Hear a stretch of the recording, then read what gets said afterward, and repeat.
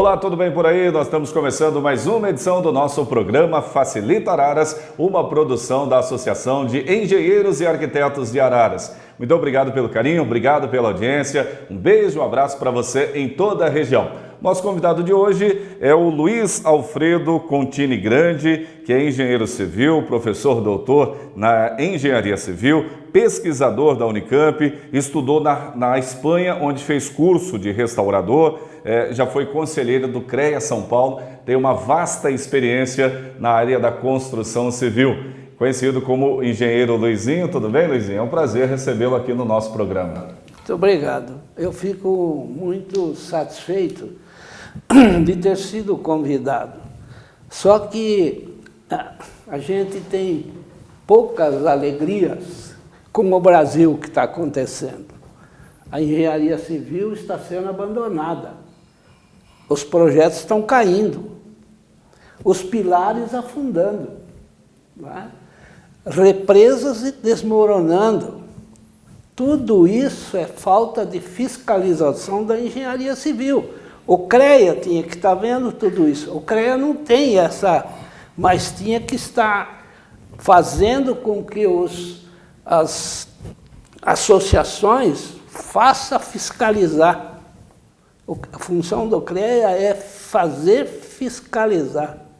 Legal. E o professor e também engenheiro Luizinho, ele foi o primeiro presidente da associação aqui de engenheiros e arquitetos da cidade de Araras, né? Onde nós estamos gravando esse programa agora. Antes da gente entrar nesse assunto aí, falar um pouquinho dessa barragem lá de Mariana que estourou, né? Muitas pessoas tiveram uma vida ceifadas. Eu gostaria de perguntar, né? O senhor foi presidente há quantos anos atrás? E como que se deu, né, o fato de montar a associação aqui no município de Araras? Então, a minha vida sempre foi corrida, graças a Deus. Sempre foi dedicada à engenharia, a querer ajudar o próximo, enfim, inclusive aos colegas.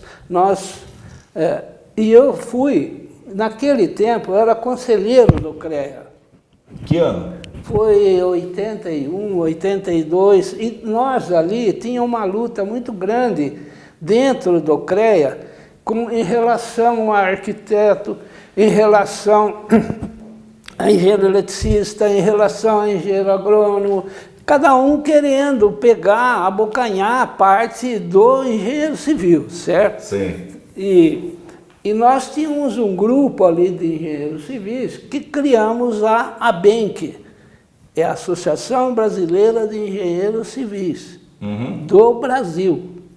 Né? Nós criamos e eu fui o primeiro presidente da Associação dos Engenheiros Civis do Estado de São Paulo, que era aqui em Araras. Certo? E a partir daí, eu comecei a mexer com meus colegas de civil e para montar a primeira associação de engenheiros civis aqui dentro da cidade. E nós conseguimos, nós montamos, nós tínhamos um plano de moradia econômica que os engenheiros assumiam e estava tocando. Mas aí, nós atendendo ao chamado dos outros engenheiros, por exemplo, agrônomo, arquitetos e outros elétricos, né? Agrimensor, eles pediram para que a associação abrisse para os demais. Foi quando a diretoria da nossa associação abriu e aceitamos, achamos, vamos fazer, né? Porque já tinha do Estado, a ABENC, que eu peço para todos os engenheiros civis se associarem à ABENC, São Paulo. Ela existe ainda hoje. São Paulo, porque ela é o lugar de brigar pelos interesses do engenheiro civil.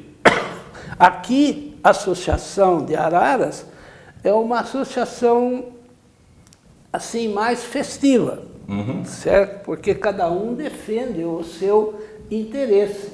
Você tem a Associação dos Engenheiros Eletricistas, que é específica, e eles lutam ali pelos interesses dele. O engenheiro mecânico tem a dele, o engenheiro agrônomo tem a dele. Cada associação específica tem a sua a sua associação.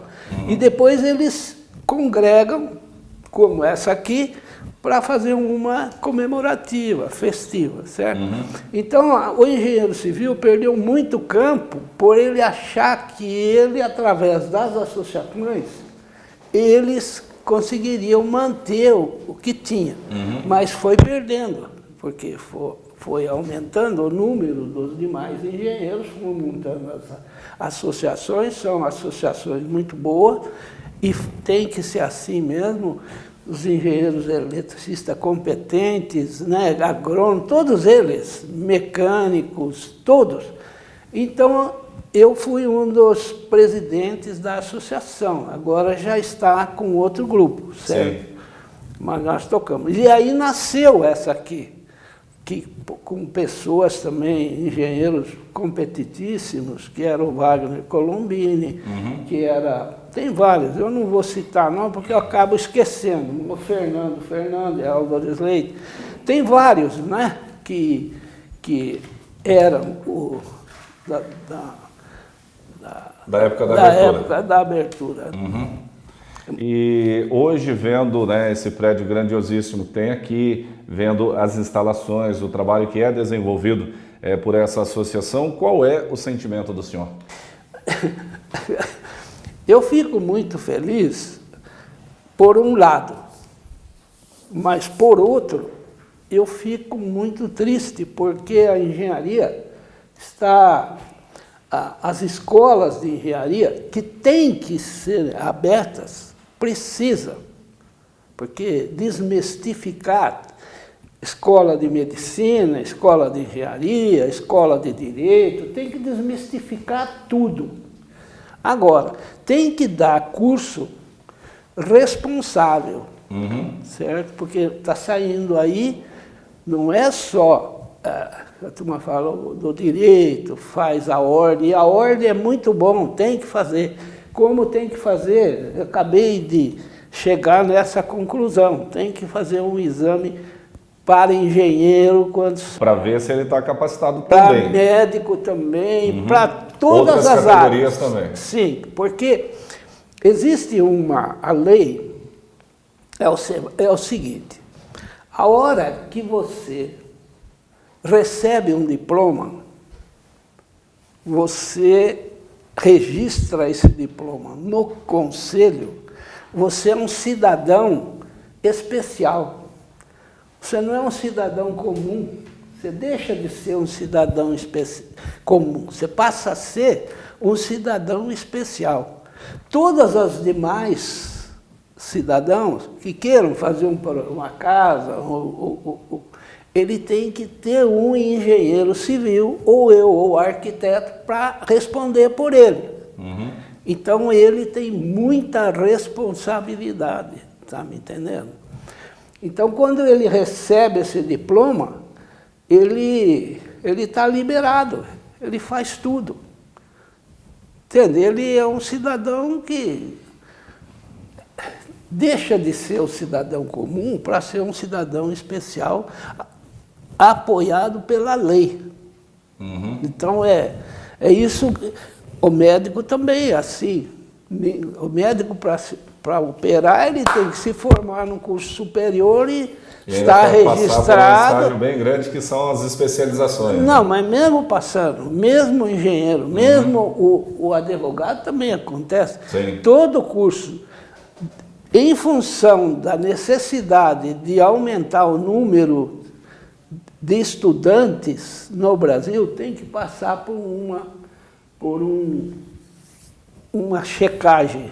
Engenheiro Luizinho, o senhor, com essa vasta experiência que tem, né, falando praticamente toda a língua, todo o português bem claro sobre a engenharia civil, né, desde a sua concepção até os dias de hoje, e o senhor tem uma história que é interessante, né, que a engenharia civil ela está enraizada na família quase que toda, né, desde o pai até o filho, passando por 3 gerações. E eu gostaria de saber como é que o pai do senhor começou na engenharia, como é que era naquela época que ele fez, como é que era?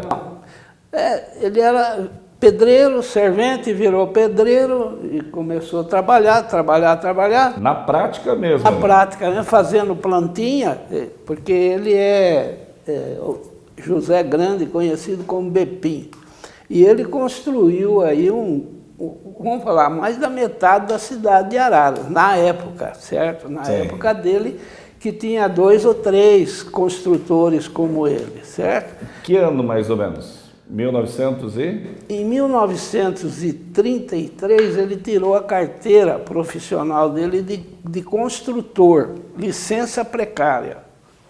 E eu tirei a minha em 54, 53, 54. Em 56, eu me formei, em 60, eu me formei na Escola Técnica Federal de São Paulo, que eu tinha que ter o científico e mais 3 anos estudando. E depois, em 1980, não, foi antes, 73, eu me formei engenheiro pela Unicamp. Em 69 eu entrei na engenharia civil da Unicamp e me formei em 74. Agora, o que o senhor aprendeu com o pai, desde a prática e depois o curso do senhor de formação? Não, aí eu aprendi o que é um prumo, nível, esquadro e alinhamento. O que muita gente não sabe até hoje, né? Tem pedreiro por aí que você pega a parede está tudo torto. Não, mas esses 4 é o que eu falava, eu dei muita aula de técnica de construção lá na Unicamp, e para os meus alunos, eu falava. Você entra na obra, são 4 pontos fundamentais. Prumo, nível, esquadro e alinhamento. Se a obra tiver algum ponto desse fora e que não faz parte do projeto, essa obra está errada. E como que você faz? Você entra na obra, pisca um olho. Quando você pisca um olho, todas as vigas que estão no nível, elas estão paralelas. Concorda comigo? E todos aqueles pilares que estão bem aprumados, eles estão também paralelos. Então, a forma, o esquadro, você olha, aparece, o alinhamento, você olha. Tudo. Então, você é uma ferramenta ambulante. Então, meu pai era encrenqueiro para danar, né, com essas coisas aí, jogava baralho bastante, ganhou, mas perdeu, teve os problemas. Sim. E nós éramos em 10 irmãos. Mas a gente superou tudo isso, certo? A gente superou. E o que eu deixo para os engenheiros, e para os pedreiros também, para todos, é isso, esses 4 pontos fundamentais. Fundamentais. Que, se tiver nesses níveis, a obra vai estar corretíssima. Corretíssima. Fora disso, vai ter chiadeira Está posterior. errado. E não importa se você está usando laser para fazer nível, se você está usando uma borrachinha de nível, se você está usando o esquadrinho do pedreiro, não importa. O nível é nível.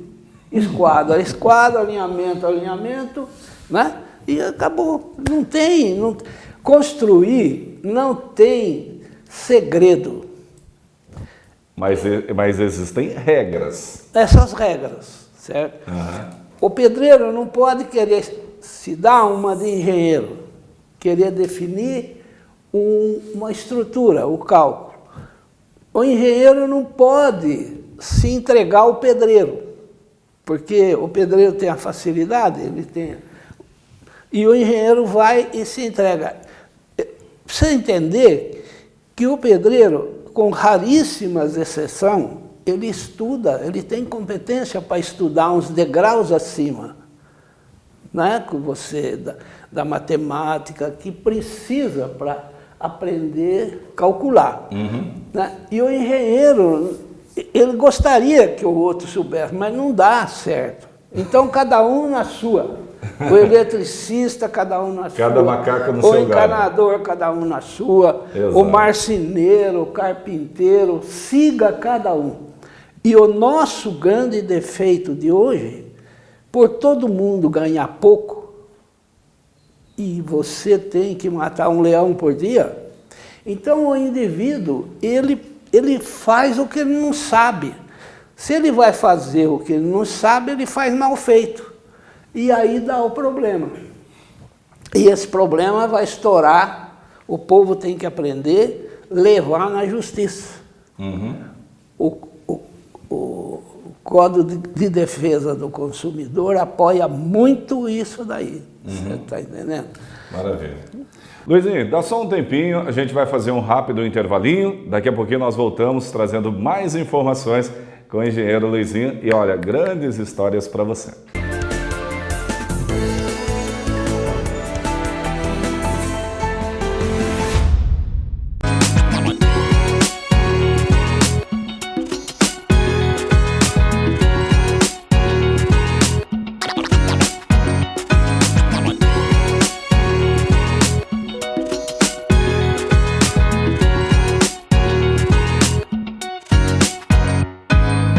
Olá pessoal, eu sou o Santiago Lourenço e esse é o Maxwell Colombini. E agora nós estamos também aqui na Rede TV com o programa Facilita Araras. Um programa na área tecnológica, voltada na área de engenharia e agronomia, principalmente a você, telespectador.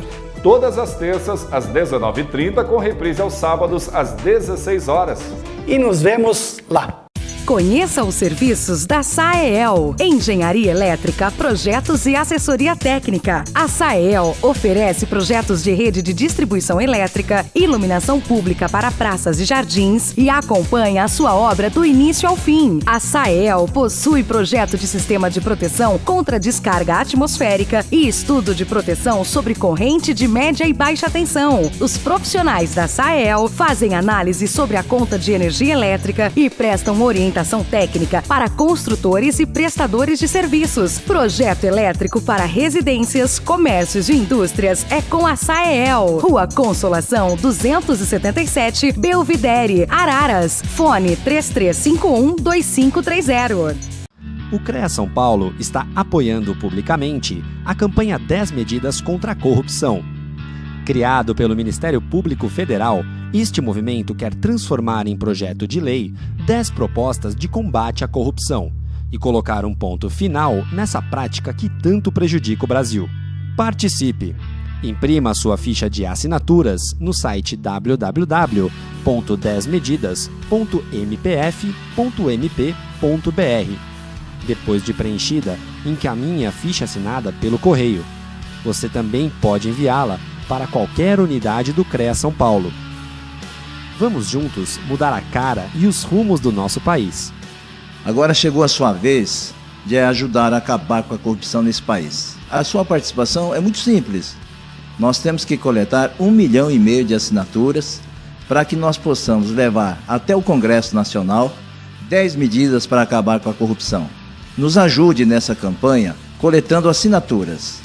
Para que possam assinar, deverão ser eleitores. Peço a cooperação de todos vocês nessa campanha que é de todos nós. Muito obrigado. Eu agradeço muito especialmente o apoio que o CREA está dando para essa campanha contra a corrupção.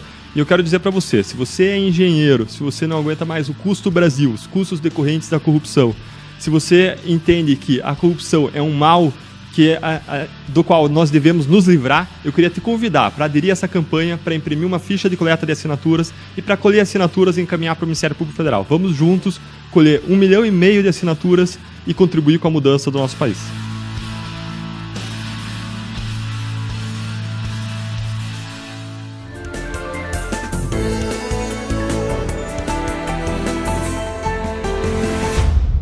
De volta com o nosso programa Facilita Araras, uma produção da Associação de Engenheiros e Arquitetos de Araras. Muito obrigado pelo carinho, muito obrigado pela sua audiência, tá? Nós estamos conversando aqui com essa figura simpaticíssima, que é o engenheiro Luizinho, Luiz Alfredo Contini, grande Luizinho, né?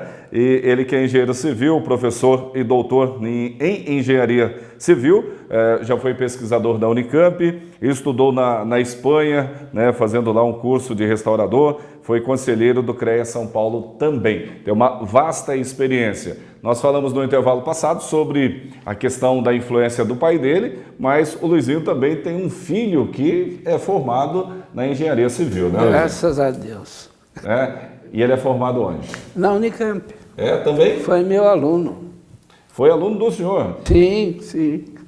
Mas o senhor facilitava para ele não, né? Não precisava, ele era bom. Né? Ele até que me ajudava. Verdade? Tô brincando. Que bacana. E ele hoje atua como, ainda no setor, como engenheiro? Como é que é a situação? Sim, ele é gerente da empresa nossa. Nós temos uma empresa que se chama Agretal, Agregado Vegetal, que é fruto da minha pesquisa da Unicamp. Né? Eu peguei o pó de serra e eu fui feliz em desenvolver e fazer com que ele casasse com o cimento. Pó de serra e cimento? É, mas não é pó de serra. Pó de serra é antes dele ser preparado. Sim. Né? Depois ele que tem uma liga total. Sim, sim.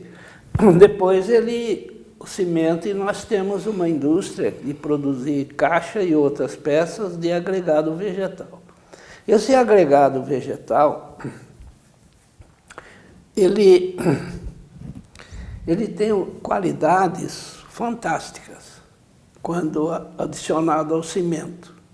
Ele fica mais leve, né? Eu consigo uma massa de 1.200 quilos por metro cúbico. O concreto, o cimento e areia é 2.200, 2.300.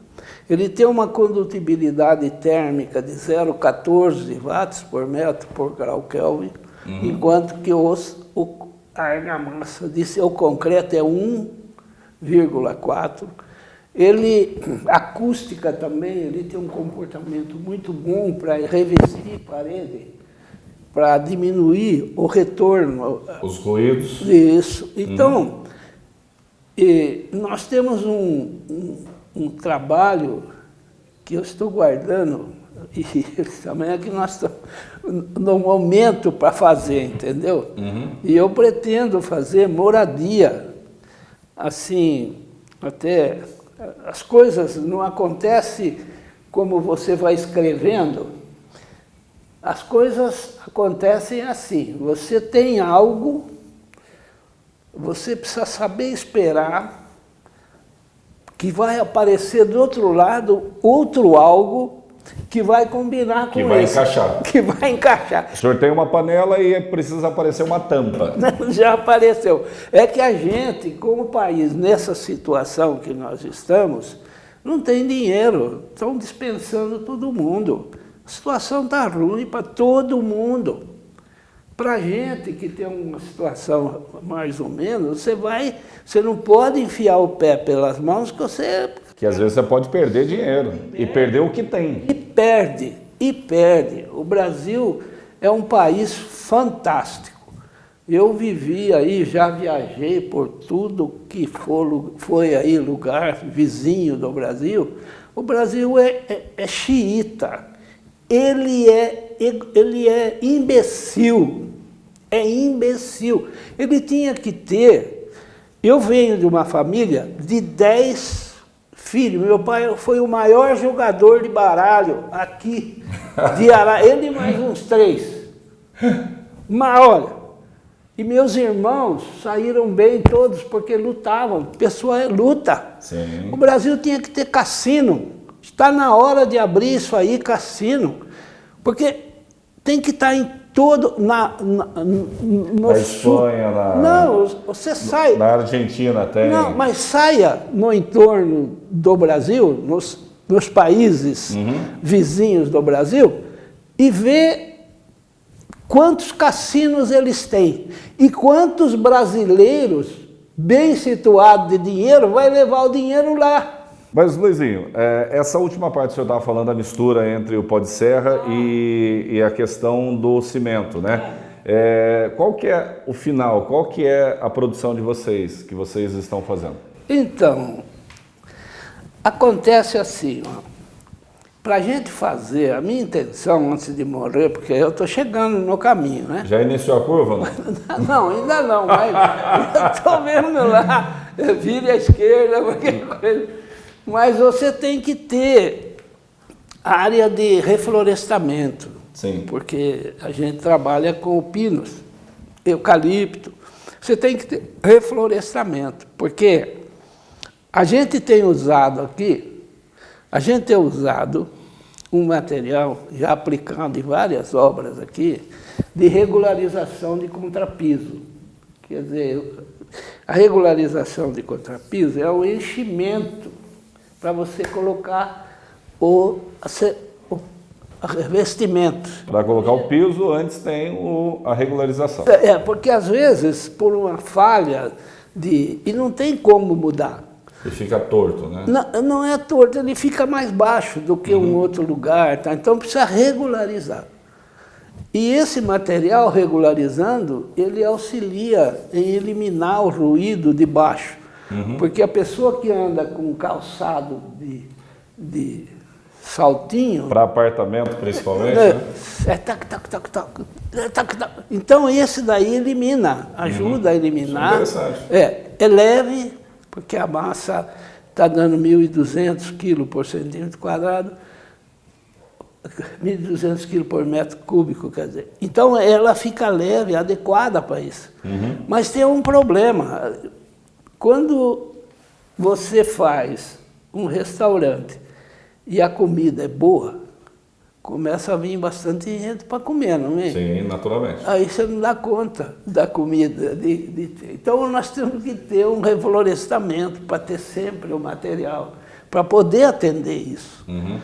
Ele economiza energia elétrica, porque essa parede aqui voltada para o poente, quando ela bate aqui na parede, ela penetra, que fica calor demais.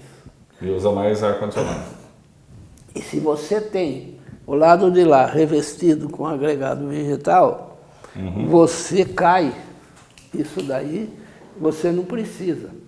Isso eu tive um fato real, que teve um arquiteto, amigo, falou: "Ô, Luiz, tem um senhor lá que está com uma geladeira encostada na parede e não gela." Aí nós fizemos um revestimento de agregado vegetal, acabou o problema. Então, mas ele está muito... Essa eu desenvolvi na Unicamp, foi a minha pesquisa. E se você entrar no Google, tem... Professor Luizinho, quero agradecer a presença do senhor aqui no nosso programa e até uma próxima oportunidade, mas primeiro, né, o Maxwell Colombini está pedindo espaço para falar um pouquinho mais sobre a legislação e sobre o CREA São Paulo. Olá, Santiago. Voltamos novamente aqui com o nosso Minuto Legal. Hoje nós vamos falar especificamente da inspeção técnica veicular. É uma resolução do CONFEA, que é a 458, que trata sobre esse assunto. Ou seja, o que é inspeção técnica veicular? Todas aquelas empresas que fazem aquelas inspeções de laudo do seu veículo, que é exigido por seguradora ou por outro tipo de órgão, essa empresa é registrada no CREA e com o engenheiro responsável habilitado para isso. Portanto, toda vez que você fizer essa sua atividade, exija dessa empresa a RT. Ela pode ser individual do seu veículo ou múltipla com vários veículos. Neste caso, você tem que observar que a placa do seu veículo e o número de chassi estejam inseridos nessa RT. Isso é muito importante para você garantir os seus direitos futuramente. Então, trouxemos agora mais outra informação e no decorrer dos nossos programas a gente vai trazendo outras também. Então, até logo, até breve. Maxwell Colombini trazendo as informações para a gente, aqui passando em suas mãos um presente da Associação de Engenheiros e Arquitetos de Araras. Muito obrigado pela presença do senhor e até uma próxima oportunidade. Se Deus quiser. Valeu. Vejo você no próximo programa. Tchau.